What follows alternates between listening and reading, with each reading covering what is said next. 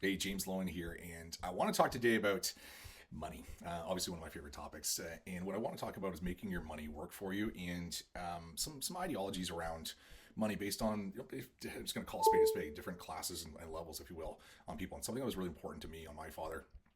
He passed in and imparted, which I think is a lesson I'd love at keeping his memory alive, is putting some of these thoughts and theories to use and in practice. And when I was younger, and this might be true still for a lot of people, I looked at having money or equity in my home or availability that I could buy more stuff or more things. And of course, through my education and through maturity, some would argue I'm not quite there.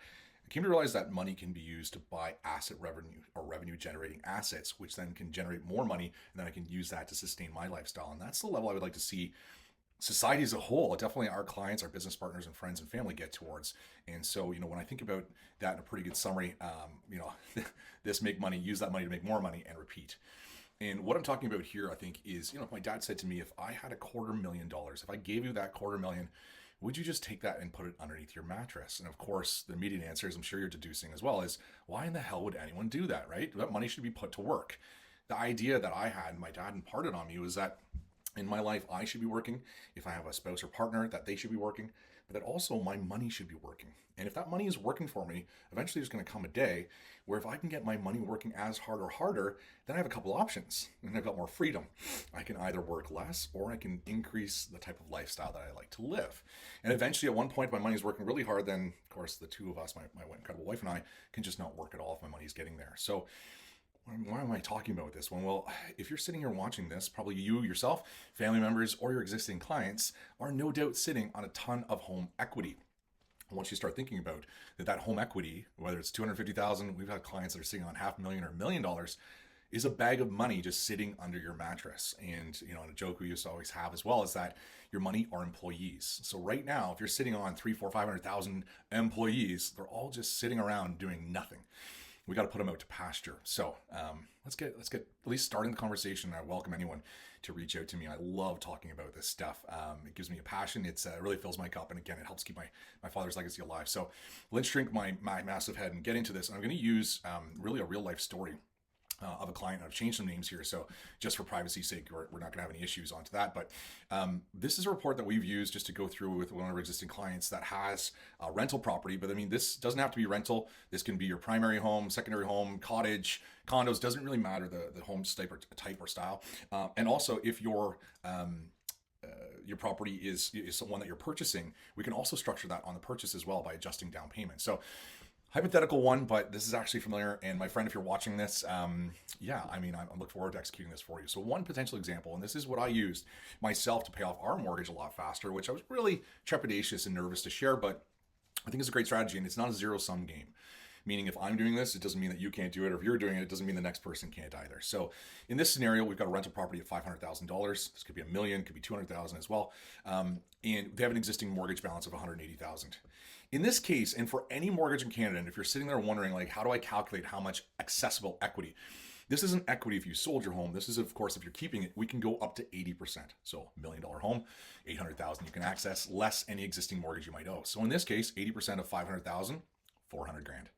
If you have existing mortgage of 180, that means we have the opportunity to access 220,000 through a home equity line of credit, otherwise known as a HELOC, otherwise known as a secure line of credit, et cetera, et cetera. This HELOC, in this example, is 5.5, and we have prime expected to go down, but let's just be conservative and use it at 5.5. We're calling this strategy is the intelligent equity strategy. So in our suggested strategy, we would take this $220,000 and invest in what is called a mortgage investment corporation, or a MIC. We have lots of MICs or mortgage corporations out there, and lots of them that we have on our Rolodex pay out their yields monthly. So every month you'd be getting a bill from your line of credit, and every month you'd be getting a check from that MIC company. And if you're wondering, James, is this 8.5% yield, is that reasonable? Well, most MICs that we have generally two pools, if you will. First mortgages, which are really low risk, we're returning somewhere in that like 7.5% return. Second mortgages returning in around 10.5. So we usually recommend, and we have for this client, that they take maybe 200,000 or 220, which would be 110 in each pool. We want to diversify like we do in any portfolio. And in this scenario, then, of course, they're going to be yielding actually higher than the 8.5% return. And just for clear, these mortgage investment companies, they are not sexy. You're not going to have years of getting 30% return, but also you're not going to have years of the minus 30. These are just the most boring return lines you'll ever see. There's constant workhorses, which is what we want in this scenario. This isn't about making a ton of money right overnight. Any type of strategy that can make you a ton overnight means you could lose it all too. For in this case, we're using a net return with an after-tax of 35%. So the difference here is a spread between this 8.5% and the 5.5 that we're paying on the HELOC. So a 3% return, 3% on 220 is $6,600 a year of really just setting this up, setting it and forgetting it type of idea. An extra $6,500 is not a crazy amount, but after tax, that's an extra $357 a month. All right. In this scenario, the existing mortgage we're going to set up is at 4.7, and we're just using a hypothetical to say that their existing mortgage lenders even going to offer them a cheaper mortgage rate than this strategy, right? Because a lot of people might say, well, super, I'm going to make extra money, but what if I have to pay more on my existing mortgage? Great. Let's take a look at that. Here's the projected income. So each month, taking that extra $357.50, putting it as an additional mortgage payment onto your mortgage. So again, we can set this up so it's automated every month, and it has just a smidgen of affect. The mortgage balance after 5 years with a HELOC strategy, just a smidgen lower here at just over $20,000 lower. All right, so even paying a higher rate on your mortgage amount by using your intelligent strategies, we can actually crush your amortization. Look at this, almost down by a half, right? So we've got 6.5 years lower. If we take a look, of course, fast forwarding to 10 years, we're almost $50,000 saved, and the amortization is now at 3.42. So shaving off again over 6 years. That means if your plan to retire is at the time when your mortgage is paid off, congratulations, you just retired 6 years sooner by doing this strategy. Now, of course, we're doing this at a pretty modest return at 8.5. If we run this at 9.5, this is paid off. Shigon. All right. So you might be saying, James, well, can you show it to me in a graph? You bet your little bippy I can. Here's the mortgage balance over time. This would be just using the renewal, the simplification, and here's with our HELOC strategy, crushing this thing off. I mean, you probably understand any amount of time paid off sooner is, of course, a huge affect.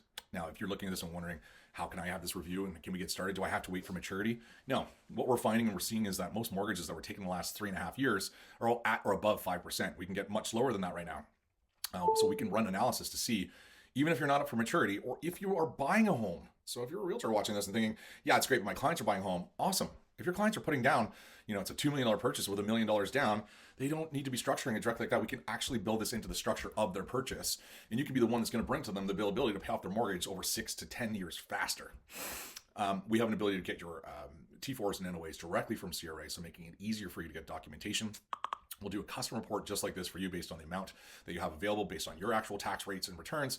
We'll introduce you to the mix to help you execute this, of course, as well. A lot of them that we use are ones that are easily available online to be able to view as well. One of them is CMI, and you can take that out and just Google CMI mortgage lenders. This will walk you through all the information as far as administration, the optics onto this. This is not our MIC, to be clear. This is a business partner that we've used in the past, both on lending and investing, so you can get to know them and understand them more. This is also a strategy that if you do have money available in your RRSPs, your TFSA, or even RESP, it's one that can be done inside of there as well. And of course, with slight modifications that, again, we all easily set up and set it, forget it. But please, if you're watching this one, you're thinking this might be great for my clients, test it. And let's take a look and review for you. What about you? Are you sitting on $250,000 of employees?